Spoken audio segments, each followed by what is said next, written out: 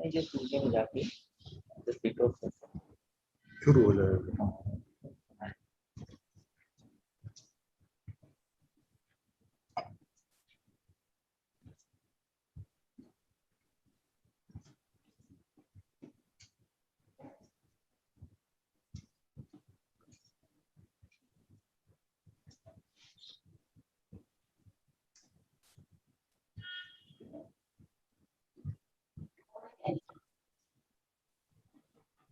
Namaste and hearty evening to all the noted women poets from India who write in English. We are together here at the Asmita program. Sahitya Akademi's Asmita program is specially meant for women writers, women poets, critics, etc. At this program, in this segment, we have with us eminent women writers who write in English are Mithali Madhusmita ji, Neelam Chandra ji, Neha Bansal ji, and Nitu ji. At the program, every one of them will read out from their writings and share their views as well. At the outset, I request Dr. K. Srinivas Raoji, Secretary, Sahitya Akademi, to formally welcome all the eminent participants, as well as the ones, the connoisseurs of Indian writing in English who are watching us live on the YouTube. Dr. K. Srinivas Raoji. Thank you, Krishna. Dear Ms. Mithali Madhusmita ji, Director General, Central Economic Intelligence Bureau, and Ms. Neelam Chandra ji, is Additional Divisional Manager, Indian Railways, Ms. Neha Bansal ji, Commissioner, Food Safety, Government of NCT of Delhi, Ms. Nitu ji, DIG, CRPF, and all the friends who are watching this event live on Academy's YouTube channel. I'm glad to welcome all of you for this edition of Asmita program. Friends, traditionally India has been a land of literature, taken from the time of Vedas, earliest known literary compendium, to the current digital age. We have astounding number of literary creations, poetry, plays, stories, biographies, autobiographies, technical writings, and so on. This number becomes breathtaking when tribal and oral traditions of India are taken into account. At the outset, it does not appear to be this large, in part due to our utter disregard to history and the need to preserve and promote all expressions. Anyway, that is a topic for another day and another platform. In these creations, the portion of women writers and their creations would form only a minuscule part of the entire corpus. This is sad that even during the modern times, the situation did not improve. Their travails during the early to middle 20th century is again a topic for another day.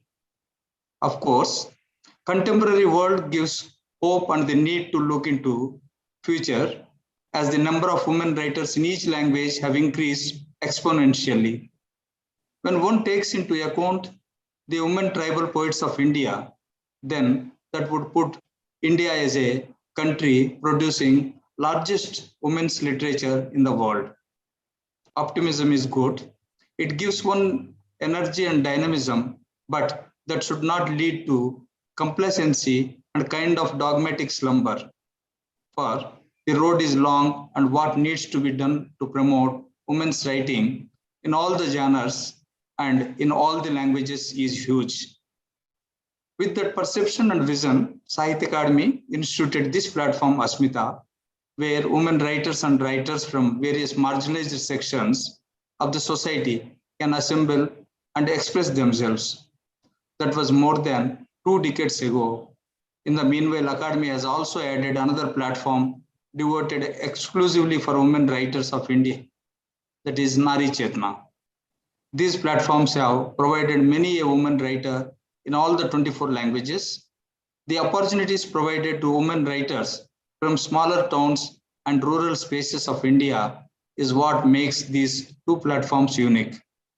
And not to forget, in more than 20 languages consistently over the past 2 decades.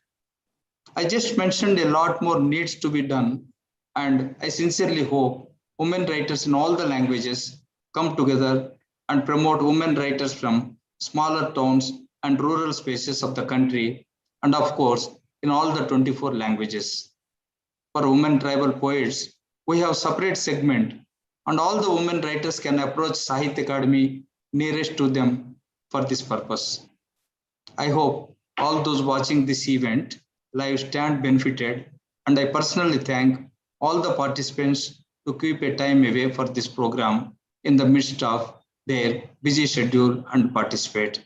Because I mentioned busy schedule, because today it is fortunately or coincidence, almost all the 4 eminent writers, those who are participating, I should say, from the bureaucracy. With these few words, I'm glad to welcome all of you once again. Thank you all.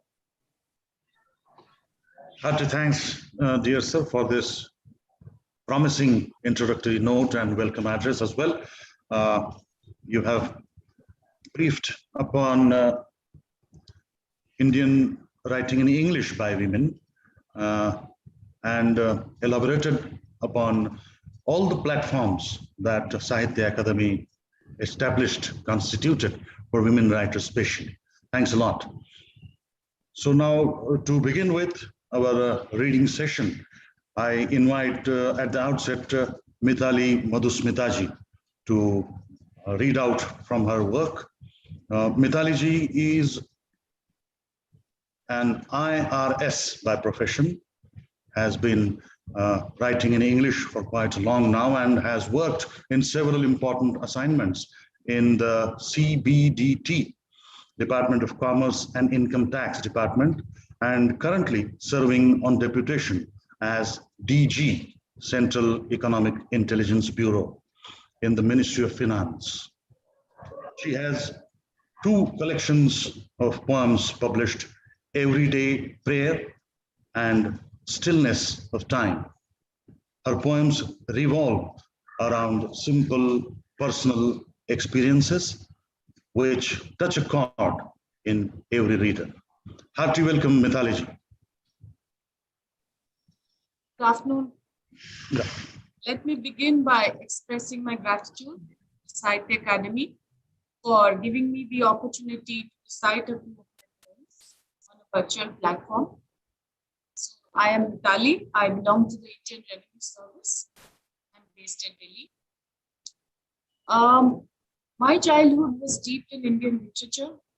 My grandfather wrote novels and short stories in mother tongue, Odia, my mother tongue. And my father was a very renowned poet in Odia. I started writing at an early age, but these were mostly scribblings, confined to my own reading. Only recently, since 2019, I thought of publishing. So you've already mentioned the 2 anthologies. We have been going through very stressful times due to the recent pandemic. And I'm reminded of Rainier Maria Rilke, who said, writing poetry is a pact with aloneness. It is a support and solace for poets in the midst of unfamiliar situations. He said, poetry is life itself. Its ability to turn inwards, scale the depths of your very being, from which your life springs forth. And with these few words, let me just start by reading one of my earliest poems, The Tree.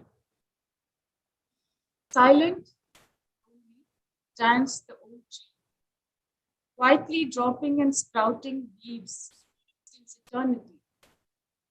I paused a moment before it, awestruck, humbled, my complacent ego bruised by the ageless grace and dignity of the speech speechless giant who says, please don't speak. The old tree rustled a few branches, smiled. The next poem is called The Telephone. Again, when I read it, you'll realize it's fairly old. Man created this wonderful thing called the telephone. It rings ever so shrilly, jerking you upright from even the grave. Then the words come through, ever so lifeless, so forced. Void of any emotion, the tenor of the voice drowned by miles of deadpan electronic waves. Across the continents and seas, through the satellites and clouds, so that by the time it pierces the eardrums, it's as if electricity passes through your entire being. God, is this what a relationship has been reduced to? We have to go through the motions of pretending at non-existent emotions. It makes me realize the magic of words written and spoken in person, and I wonder at the difference a few warm words can make by strangers in an ocean of indifference in a cold, mechanical world. Third poem is called The Monsoon. Last night, the rains came as I dreamt of the soft fish of a big cat's paw and a regal touch, surprisingly gentle, wiping out all dust, filth, and evil. The incessant rain poured into every nook and crevice and into every inch of the parched earth, wiping, cleaning, cleansing, awakening. And the earth, having waited so long, laid bare its bosom, welcoming its destiny, giving the rain the welcome due to a long-awaited lover. In the stillness of the next morning, the floating carcasses of fish in the pond behind my house, the paperboards tried vainly to hold on against the swift torrent. Everything looks unreal, so calm. These three poems were from my first anthology. Coming to the second one, the poem I have chosen is called Amnesiac Poet.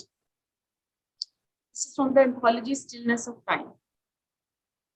The amnesiac poet chews on her pen and ruminates. Words refuse to be summoned.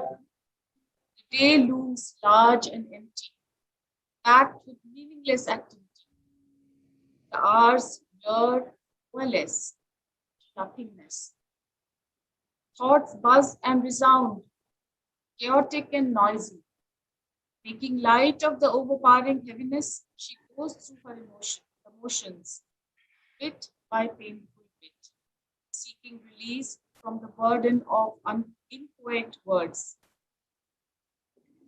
Blissfully, night falls. Clouds from somewhere gather into thunder and lightning. Household slumbers. The amnesiac poet sits still, silent, as the words pour out, fast and furious, like the rain outside. Next poem is on women. I had written it on Women's Day, I recall. Celebrating us. Often I think, why is it that we don't mind someone else taking center stage when the stage itself was set up and conceived by us? Why is it that we are so apologetic if someone pushes us into the limelight? Is it because we are conditioned thus? Our mothers taught us to step back, tolerate, and forgive. Thus, we must shirk the lights. Why is it whenever the fruits of our labor are ripe, must we think of others, tasting it first? Why is it we never complain? The fault is not ours. We adjust simply to avoid unpleasantness. Why are we compelled to make? We are the ones happy with the last morsel of food on the plate, plow, till, and harvest. We are the brilliant scientists and researchers carefully laying out the complex experiments for our spouses and the world to grow about. We stay back with the family as child needs the mother. Because we are. We are women, silent, strong, and expansive as the ocean tides, vast blue skies. We are the bleached and corroding anchor on the ocean bed. We are the strings of the kite flying far beyond the horizon with gay abandon. The strings help tie us to reality. We are the nameless, patrolling the streets and our homes. We manage our homes on shoestring budgets. We are equally at ease, managing the fortunes of countries, homes, and corporations. We must simply be these many things without any fuss, because we are born to be kind and caring, warm, loving, and hardworking. So let us speak.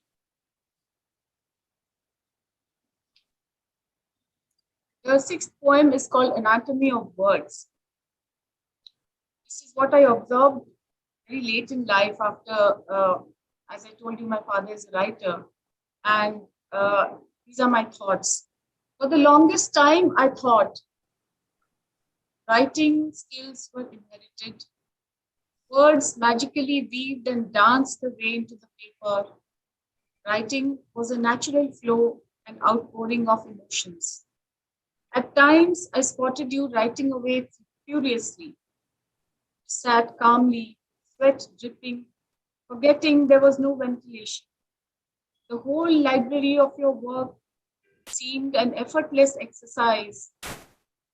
I missed the outpouring of your heart and soul, your continuous struggle to mold and shape words and phrases into beautiful creations. Words are but empty creatures, void of expression.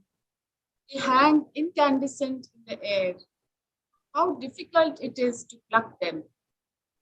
Hold them exactly the way you want, convey the precise sentiment, create the right ambience, tug at the heartstrings. The one empathizes with the pain of fellow beings, observes the tiniest detail, and goes through agonizing experiences personally can write. That leaves me with a couple of other poems recently which I have penned, which have not been published. First one is Tale of a Fossilized Soul. If you go looking for my soul, you may not find it easily. It lies buried deep under centuries of prejudice, deeply entrenched insecurities, a lifetime of neglect, insatiable thirst, unfulfilled desires. Fire and spirit silenced, calmed with the passage of time, only the fossilized embers give a clue of what was. When the fire engulfed me, there was no other choice but to douse it and retreat into the safety of silence. My intentions were questioned. To declare my innocence, I had to first plead guilty, when all I ever wanted was to be heard. There is no such thing as perfection. No man or woman is so. Yet, I am constantly judged by someone else's standards. Maybe when you do find my soul, the scars will speak their tale of unimaginable horrors, a constant nudging into silence. And though you seek to probe, you could encounter a deafening silence, broken only by the sound of your shattered conscience. And the final poem is about a very dear colleague of mine, passed away because of COVID, called The Time to Go Home. The ICU hospital bed and its surroundings are surreal. Tubes sneaking around his body, blinking machines, clips of the monitor, harsh, dazzling overhead lights, everything is integrating. Everyone there, men and machines, are performing a duty. Toned on the white sheets is a hapless human being, weak to move or speak, pumped with drugs, plug each leaky organ. He drifts intermittently in and out of consciousness. He thinks of his wife and his kids, his home, the bird feeder on his terrace. Mind is a blank, caught in a time warp like the canvases in his studio. He's a simple, wise man, gracious as ever in adversity. His wife eggs him on to fight, but the virus is insidious. When his mind blips to life, he says to his wife, "Please take me home." That time never came. Canvas of his life ripped.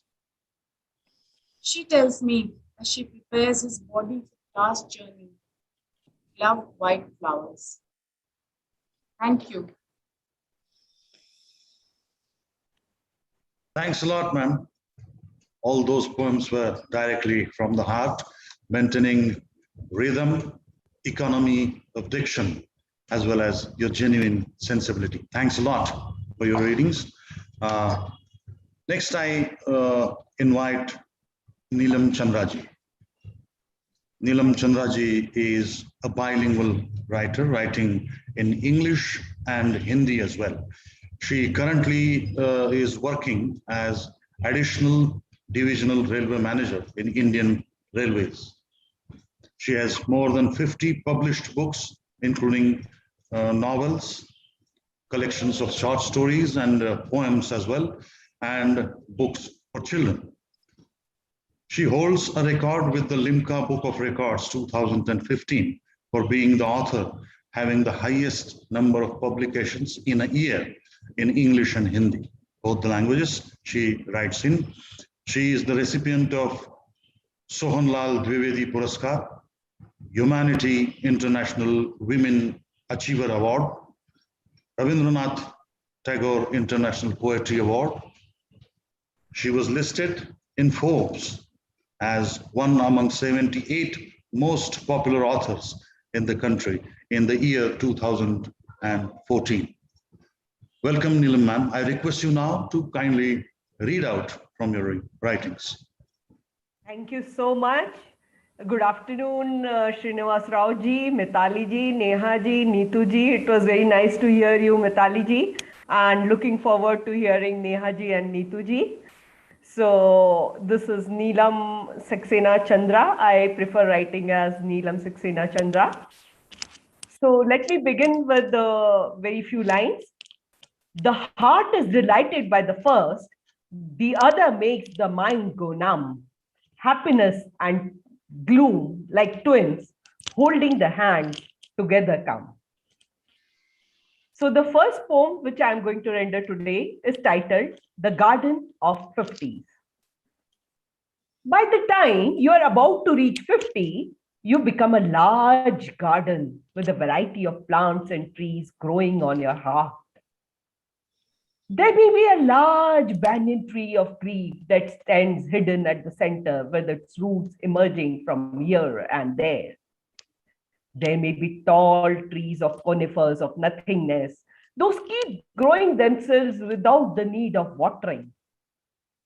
There may be a few creepers that feed from your carefully planted trees, unwanted, but still a part of your life, sometimes blossoming too and spreading cheer.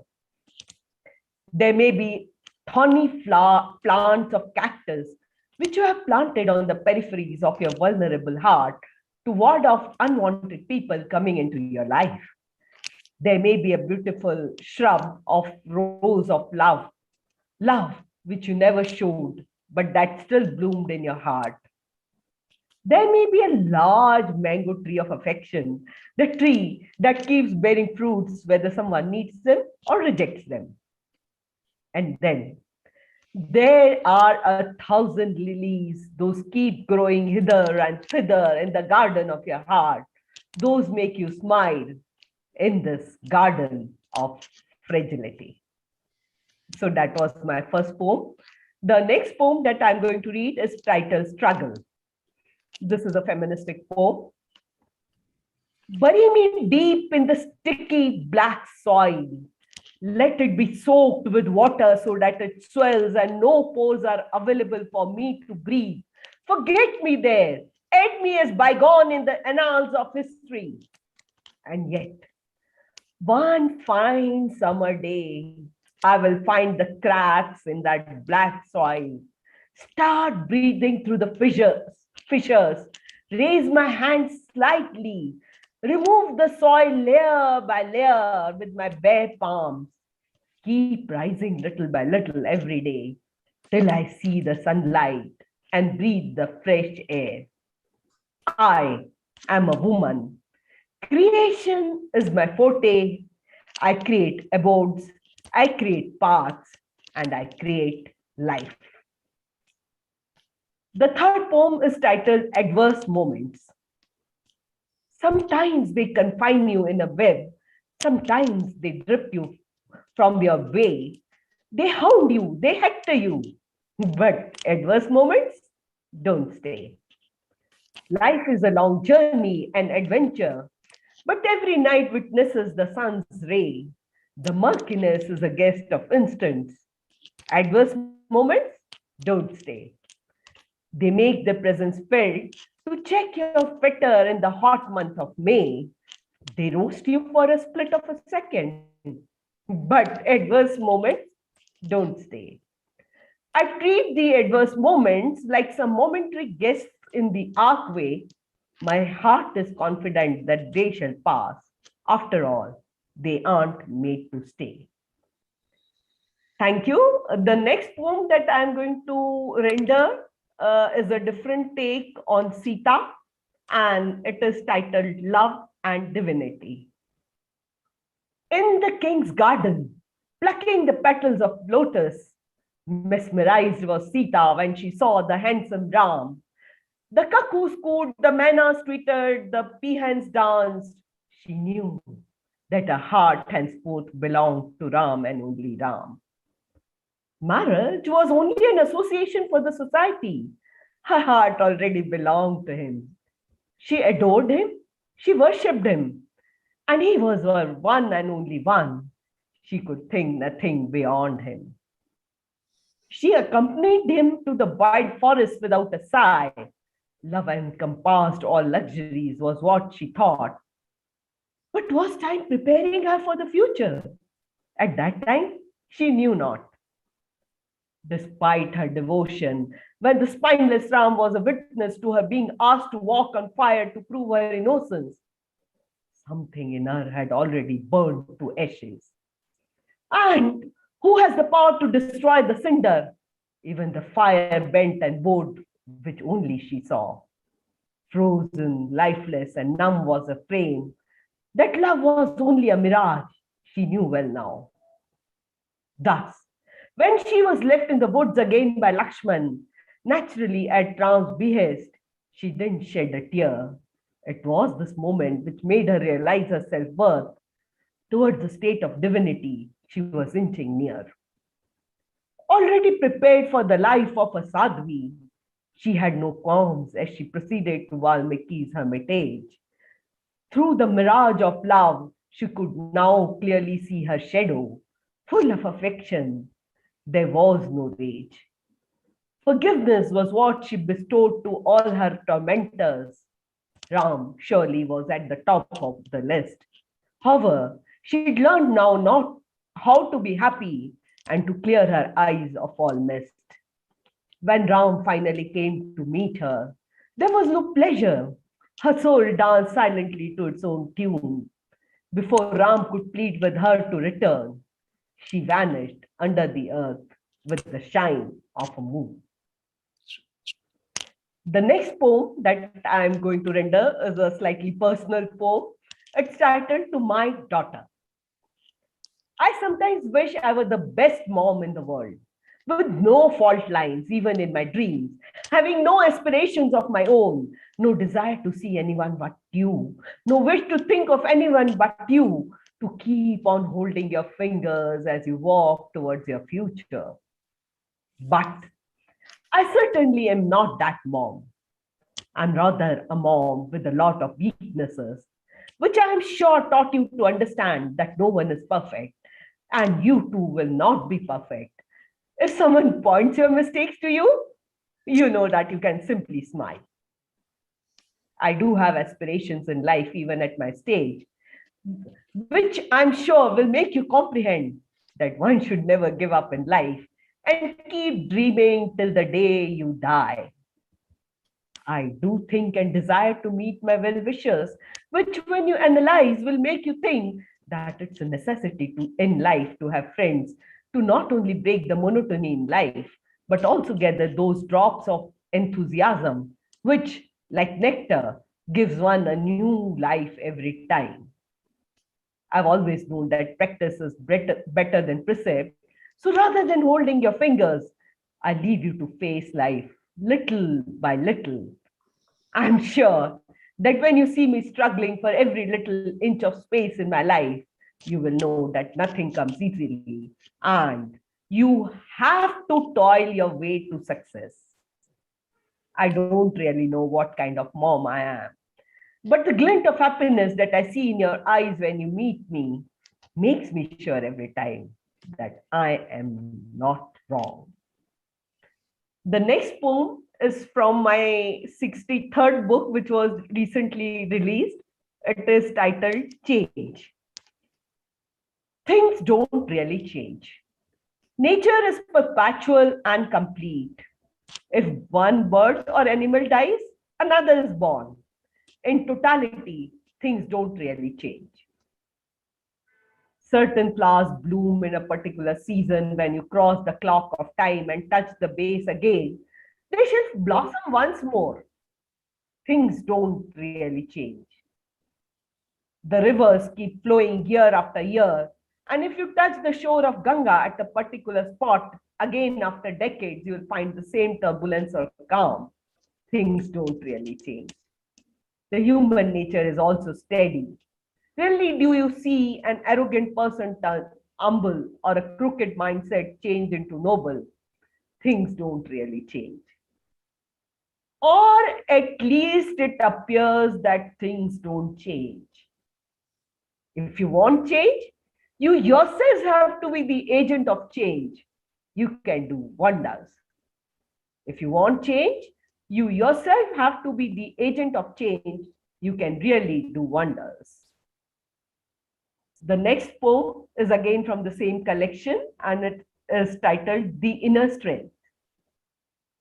The evening knows what betrayal means. The evening knows what betrayal means. She has seen promises being shattered like simple breaking of colorful glass bangles. She has watched abandonment and despair as even the shadows have left her. She perfectly understands what solitude means, for she has seen time leave her alone and lonely. She exactly knows what endless waiting means, for she has expectantly stood on the shores of the dark sea, waiting for the sun to rise up again and take her in his arms. The other day, when I saw the evening having a colorful glint, I watched her in naked bewilderment and, embracing her in my arms, asked, "From where do you get this sparkle despite having experienced so much of hurt and pain?" With one hand on my shoulder and lifting my chin with the index finger of the other, the evening said with a smile, "You should never despair over the aches. You should never despair over the aches. After all, they come for a reason." While I naively stood in front of her, she continued, "I'm always grateful to the showers of agonies here and there, for they taught me wherein lies my inner strength." So moving on to my last poem for the day, it's titled I Can. Misfit, misfit, misfit. The words kept reverberating not only in her mind, but also in her heart. The echoes became so unbearable that she tightly closed the holes in her ears with her delicate fingers. And yet, she could hear the whispers everywhere around her. Dejectedly, she sat down on the ground with her fingers still on her ears. Her heart was throbbing, her eyes were damp, her entire body trembled. And finally, she fainted.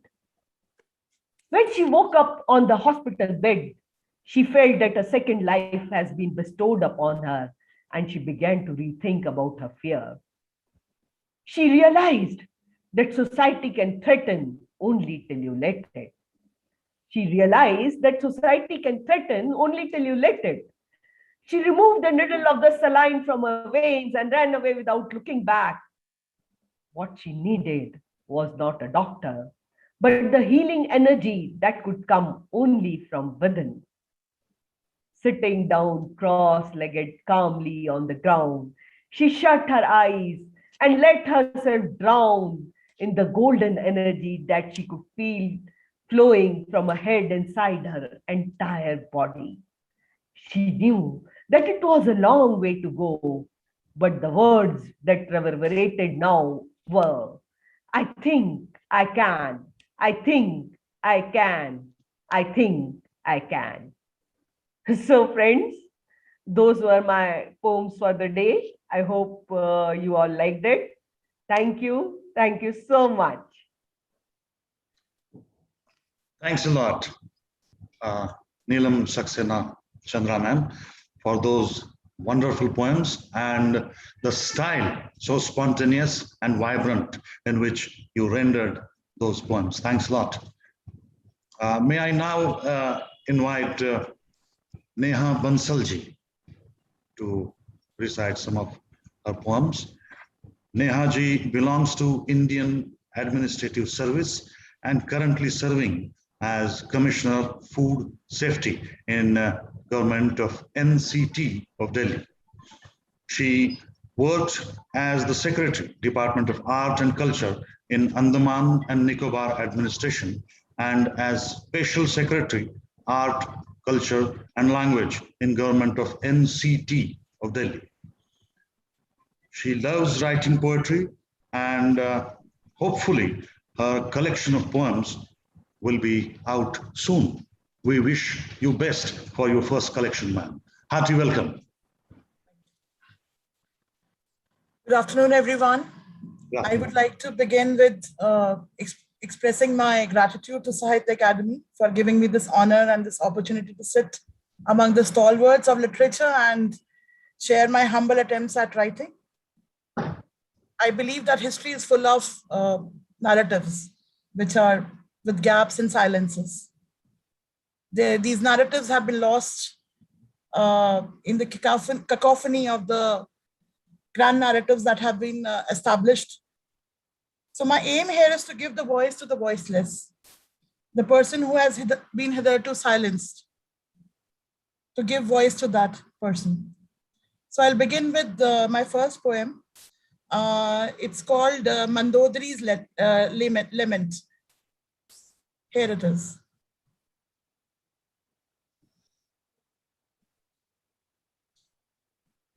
For her you burnt the entire world, a cornucopia of golden dreams, where the verdure of paddy fields reflected in the sun-filled, plentiful streams. The days were full of a myriad flowers, and the fireflies lit up the darkest skies. The emerald green of a splendid isle was filled with the children's gleeful cries, where apsaras danced in a great halls, and the famous artists vied with each other, where Meghnad performed brave feats, while Aksha and little Trishara brought 1,000 smiles to the doting mothers. And then you brought her to our land, the wailing wife of a prince wanderer. What madness had seized you to stake our dreams at the altar of your desire? 10,000s you had in your harem, each melting in a hopeless longing. Each woman a prize you had won, the priceless wives and concubines. Was she really the prettiest of us all? Or even the most noble of birth? What made you burn with such yearning for a girl said to be born from earth? And for her, you sacrificed it all, the boisterous teenage of her youngest son, and banished your righteous brother who tried to make some sense. You didn't hear the cries of new brides or saw those slender bangleless arms, nor could you feel the heat of those fires, nor smell the blighted, unattended crops that laid waste in our once glorious farms. One after the other, the heroes fell, as continued the macabre dance of war, but you refused my pleading counsels, even when Kumbhakarna's body began to char. The vanquisher of Indra went down next, but your stubborn pride refused to yield. And you rejected the divinity of Ram and jumped 10-headed into the battlefield. Was it lust, ego, or unbridled pride that eclipsed the light of your mind?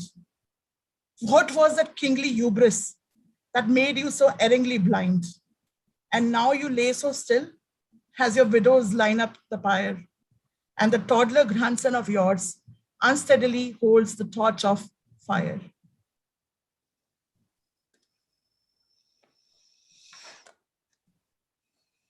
My next poem is about Renuka. She was the mother of Parshuram. The poem itself would tell the story of Renuka. The air stilled, and above the horizon toppled an urn of deep crimson. The sun blushed and hid behind the billowing clouds. The lark stopped mid-flight, or so they seemed, no more eager to return to the nests. Little periwinkles recoiled in horror, and the garden lizards turned gray, matching the color of the ancient stone. As he severed my head, my brave last born, the famous wielder of the axe, the avatar of Vishnu, to appease his infallible father, brimming with righteous anger against a wife who in a fleeting thought desecrated his hearth. Born to a king, but wedded to a seer, my heart never yearned for those royal things. I proudly birthed 5 sons and glowed forever in this domesticity. I cooked our meals, drew rangoli by the door, rubbed stove ashes on pots and scrubbed the floors. Doing 1,000 little chores and seeing them grow, fanning everyone to sleep was the sweetest thing. I woke up before the sun and saw it rise, and every day by the bank of Malaprabha, the river of life energized me. And the primeval Ramshrunga hills bore witness to this daily miracle when Renuka, the daughter of a king, and the chaste wife of Jamdagini, pulled the feet like no other. Through the power of devotion to him alone and a burning steadfast concentration, I could cajole the grains of sand into a remarkable unbaked vessel. In this worthy pot, I carried the water for the man worthier than any other. Those hard days of labor have always been the dearest, as I absorbed the warmth of the tap he radiated. The lambent glow of love for him warmed me to the core, and I happily went about my days till fireflies came home. But one fateful day it was, when my pride was pulverized, and a glimpse of the Gandharva pair pushed my chaste thoughts aside. The abandon of sheer love-making unhinged the bolt of my upright mind. It took me a few seconds to recover, and I banished away the filth. And as I chastised myself, my eyes welled up in guilt. A good woman doesn't ever desire. No, no, no, I have grossly erred. And no matter how I tried, my hands could not conjure an urn. The river failed to help me. The sun seemed to mock as I desperately clutched the grains and repeatedly cursed myself. I knew he was omniscient and could see my walk of shame. He ordered his 5 sons to drag the harlot by her mane. Kill her, decapitate her. She deserves to die. No good woman does ever dare to think what she thought by the riverside. Women are but passive vessels to hold the brave seeds. She will corrupt your wives' minds. She will corrupt your wives' minds, and soon they will talk about their needs. The sun The sons hung their heads in shame. Oh yes, the father was so right. But matricide is surely excessive. They trembled at the father's side. One by one they dared to speak, only to be petrified as the wrath of my husband burgeoned at this disdainful and disobedient slight. My last born then came forward, supplicated to the seething Rishi, who couldn't now be mollified. With one swift moment, he did it, and didn't spare me even a glance, and then shed copious tears as his heart broke into pieces. The Rishi placated now, granted him a wish, and the great warrior definitely asked for what was obvious. The four brothers and I came back to life, and then I was forgiven by each man, but a piece of me died.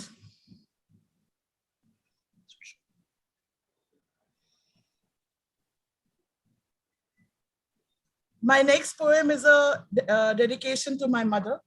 It is called Crochet Lace Hankies. It's a small poem. Surfing internet for hours and hours to kill my nocturnal ennui, I stumbled on those long forgotten crochet lace hankies, sewn with dainty silken laces, like the ones my mother made, in lilac, aquamarine, and tangerine shades. She decorated my kerchiefs with dulcet patterns looped with care and fixed them to my check pinafore. And as she dropped me at the daycare, and she also made hordes of them to pack them in my trousseau trunk. As nostalgia washed me over again, I ordered a dozen online for my mother with her dwindling eyesight.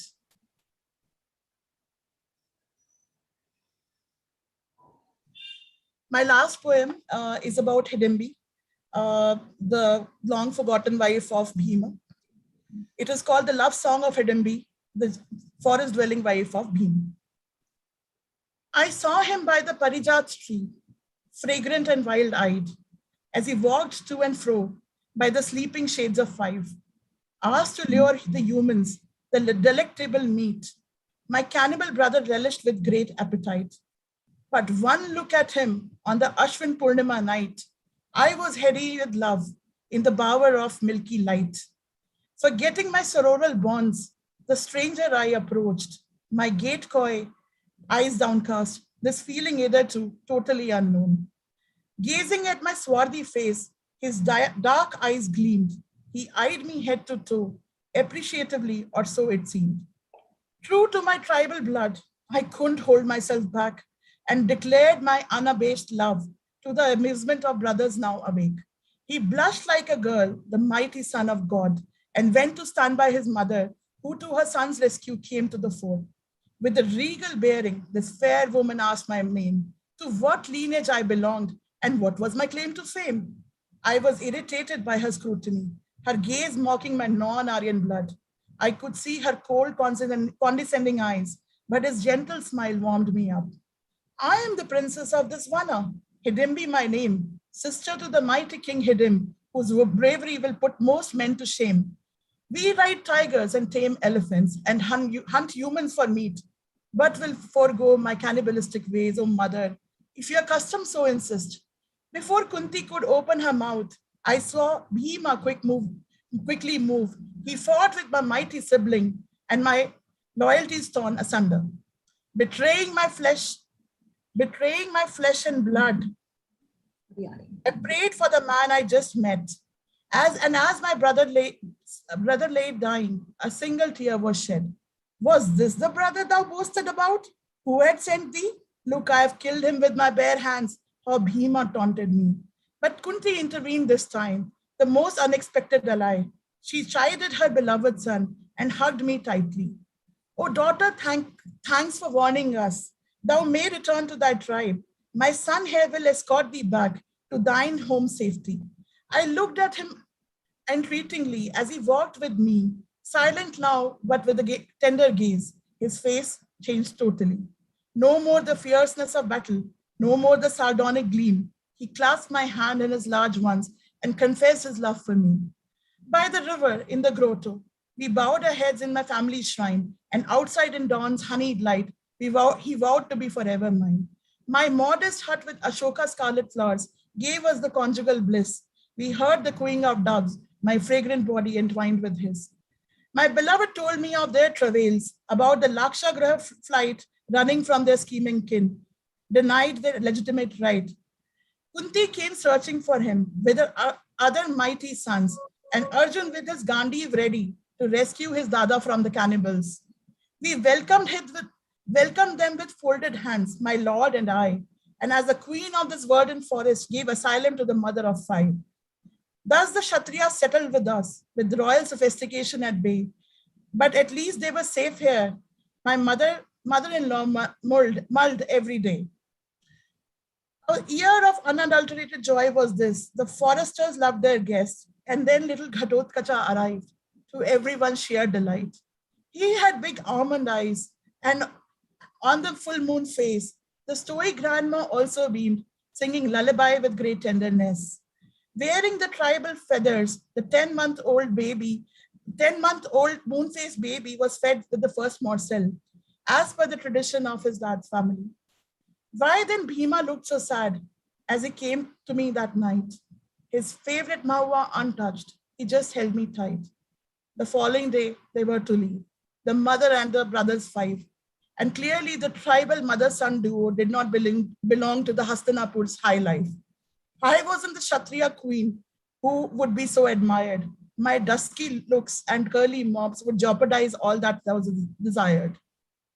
The five were a unit and like a closed fist, and like a self-effacing wife, I must not resist. Wails of Ghatotkut, my silent sobs, and the wetness of Bhima's red eyes. None could move the steely determination, and minute by minute, all hope dies. And then they left us on the cold Amavasya night, as my husband gave us one last glance in the Ardil lamp's flickering light. Thank you so much.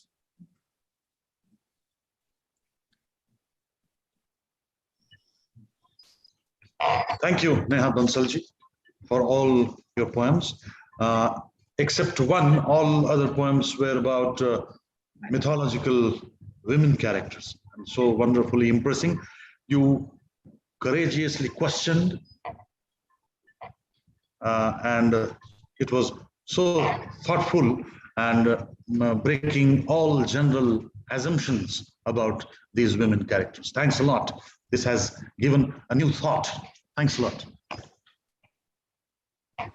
I now invite Nituji, who is a noted bilingual writer and poet, writing in Hindi and English as well, and one of the first lady officers to join the Indian Armed Forces.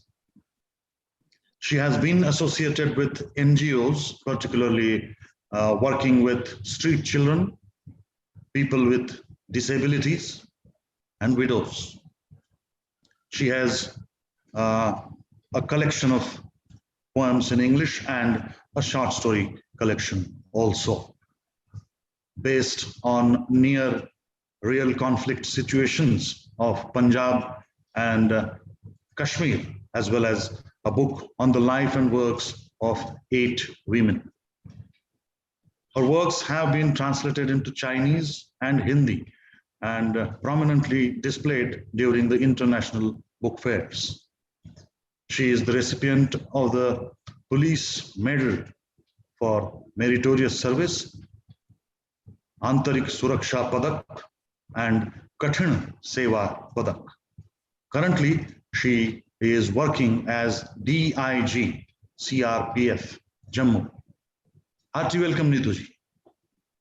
A very good evening, and may I begin with congratulating and commending the entire effort of Sahitya Akademi to give a platform to women writers. While all of us have been feminists in our own way, we do realize that there is a different take to how we look at the same situation and how life unfolds. The poets who've been talking just before me have presented a very different facet to what life might appear differently. I begin with a poem called Half-Life. Now, technically, half-life is the time period taken for a radioactive substance to reduce to half. So it reduces to half, it reduces to half, it reduces further, and yet there will be something that can never be extinguished. That small thing which cannot be extinguished, we think that that is hope and resilience. So I begin with a poem called Half-Life. Half-Life.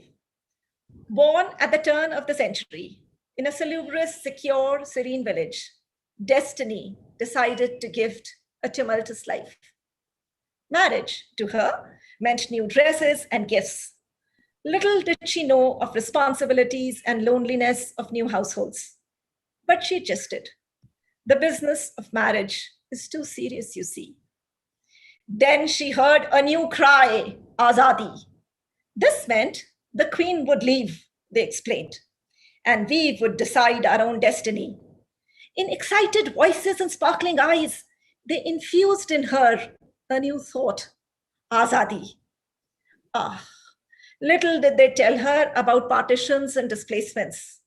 Maybe they too did not know, but it mattered little who knew what. The business of knowledge is too serious, you see. An unknown Cyril Radcliffe picked up a pencil in cold climes far away and coldly marked lines on faded papers. Lines which would smudge her life forever. Lines that wrenched apart families, lines that unraveled thousands of years of syncretic culture. Black lines that scorched fields. Lines that made neighbors turn on each other. Lines that became crimson red as blood rushed out from ripped hearts.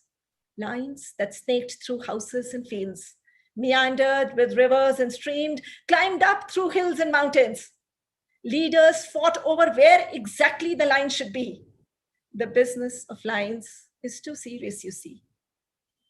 India, the promised land, beckoned, trudging across dusty lanes as kafilas guarded themselves from attack. She grabbed the small hands of her 2-year-old. On to India, where they would be free. The business of nations was too serious, you see. They did not tell her of hunger and disease, of lost families and tortured daughters, of marauding mobs and languishing swords, of deadly trains and heart-wrenching cries. And then she did not want to know. She locked her heart and threw away the emotions. The business of living is too serious, you see. Suddenly, quite unexpectedly, they told, "You have reached India." Rows and rows of tents, snaking queues of food and medical help, weary, hungry crowds with sunken eyes. "Is this India?" she asked. "Is this Azadi?" The business of freedom is too serious, you see. Cutting through bureaucratic red tapes, dealing with clerks submerged under enormity of task, she accepted enemy property in lieu of lost lands. They did not tell her of pain and grief, of the agony that would settle in the core of her heart. She buried it deep. The business of surviving is too serious, you see. The lines grew into pillars and then poles. Barbed wires and concertina coils came up. Destructing neighbors watched each other from watchtowers with deep hatred and cynicism. The business of existence is too serious, you see. Successive wars with conjoined twins, each resulting in no result. Vicious fighting in the land of nonviolence. Flags draped over coffins. Slogans rendering the air heavy. The business of patriotism is too serious, you see. Nursing arthritis need, she settled into a new role, raised a new family, ingrained values. The blow came from within. Homegrown militancy raised her ugly head.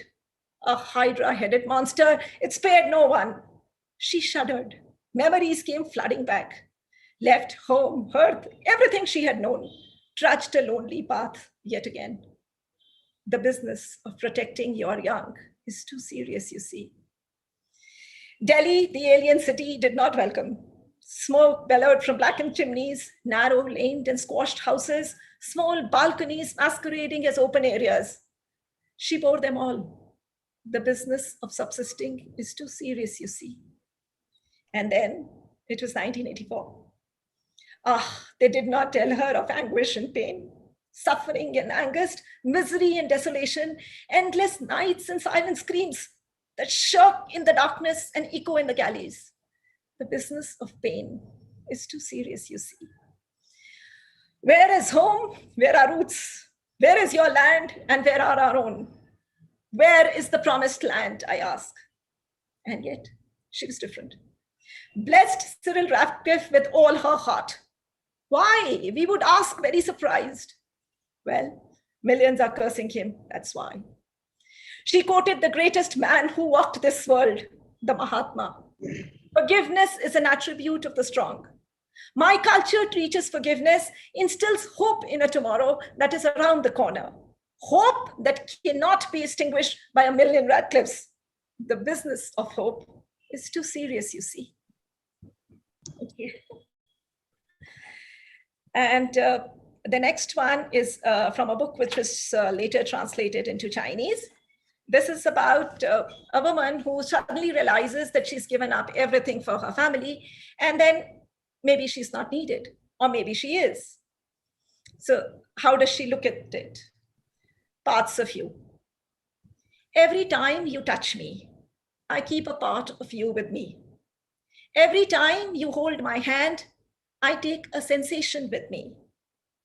You nod sagely to my incessant talks. I file away the angle of your nod. Endlessly, I seek advice. Effortlessly, you provide answers. Every time you sing a song, I remember the melody for posterity. Every time you translate poetry, I listen to the lilt of your voice. Nestled in the crook of your arm, I am where I most belong. I notice the shade of eyes. I see the slant of eyebrows. I see the small pinpricks. I clutch the emotions that curse and awareness it causes. Deep within me, you reach. I hold on to you, for I know this will not last. You will move on, your world will take over. But I know the part that I have taken is mine. The here and now is mine. The next is titled Conviction. Yes, she has a scarred heart that misses a beat or two. Yes, she has raged battles that no one knows about. Yes, she has been at war with demons of memories that fight out each night. And yet, she's protected her soul, defended it with her entire might. She has built an armor, even if it took her last breath. And now she stands, erect and tall, among the ruins of her former self, rising from the ashes, but ready to slay her fears. She defends her own. Her convictions give her strength. Her values deeply ingrained steady her hands. Yes, she's a warrior. My next is a Hindi poem. And while it is a translation, yet at times I feel maybe we are the best in our own language. रंग पहली बार रंगों का डिब्बा पाकर कितना खुश हुई थी वो। रंग देगी पूरी दुनिया को अपने रंगों में, हरा पीला नीला लाल हर रंग घर की हर दीवार पर रंगों से तन्मयता से। मां से पता चला रंग यहां वहां नहीं कर सकते, और फिर रंग सीमित हो गए कागजों के दायरे में। स्कूल की टीचर से पता चला रंग केवल लकीरों के अंदर कर सकते हैं, उसके भी अपने असूल होते हैं। आकाश केवल नीला हो सकता है, घास हरी बनानी होगी। रंग सिमट गए नियम कायदे कानून के बीच, और फिर कई साल बाद तुम मिले। रंग सजीव हो गए, आकाश में लाली माधुली, रंग झूम उठे और वो रंगों से सरोबार हो गई। अनायास एक घड़ी में तुम चले गए, रंग रूठ गए, छोड़ गए मटमैले पीले कागज। लेकिन अब उसने रंगों का पिटारा खोला है, हरे गुलाबी नीले जामुनी रंग, जिन्हें न कागज चाहिए न कुची। वो रंग देगी अपना आकाश उंगलियों हथेलियों से, और रच लेगी अपना खुद का अनोखा सतरंगी क्षितिज. And my last one is called Kyunki. Just a second.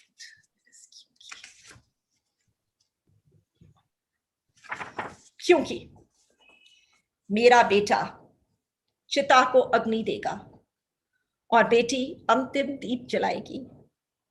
तब तुम आओगे ना, तुम जो चले गए थे, क्योंकि और राहें थी, क्योंकि दुनिया रंगीन थी, क्योंकि तुम जा सकते थे, क्योंकि तुम्हें रोकने की कोशिश बेकार थी. क्योंकि इस क्योंकि का उत्तर बहुत ढूंढा मैंने. उस समय ये क्योंकि बहुत बड़ा हो गया था और मैं बहुत पौनी. ये क्योंकि सालता रहा, मुझे जलाता रहा और विकराल रूप धारण कर डराता रहा. ये क्योंकि नजर आता था मुझे घर लौटते समय दहलीज पर और मुस्कुरा देता था, अजीब भयावह मुस्कुराहट. शाम की बढ़ती परछाइयों के साथ दीवार की तस्वीरों के पीछे से निकलकर बड़ा, बहुत बड़ा हो जाता था. क्योंकि दिखता था ये मुझे किसी भी समय, कभी अलमारी में दुबका हुआ, कभी किताब में छुपा हुआ, और कभी रंगों में घुल मिल जाता, कभी निवाले के साथ अटक जाता. मैंने महसूस किया है इसे पसरी हुई अंधेरी रातों में. जानते हो, इस क्योंकि का एक अजीब स्वाद भी था, जो सुबह की कॉफी में घुल मिल जाता था और शाम के खाने को कसैला कर देता था. समय के साथ क्योंकि नहीं बदला, बस डराता कम था. उसका काला रंग मटमैला हो गया और फिर छुरियां आ गई.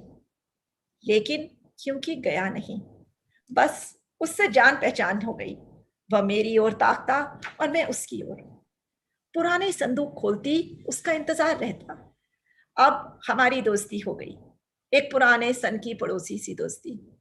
क्योंकि मेरे साथ रहा जब बेटे का दाखिला हुआ, जब बेटी विदेश गई और जब मैंने अस्पताल की सीढ़ियां अकेले चढ़ी. और अब मैं जमीन पर लेटी हूं, तब भी क्योंकि मेरे कांधे खड़ा है. तुमसे ज्यादा अपना हो गया क्योंकि. Thank you so much. I realize we are running out of time, so I will hand over back to the Sahitya Academy. Thank you, ma'am. So spontaneous and beautiful poems. Each one of all the eminent women poets have styles of their own, which was rare, very rare.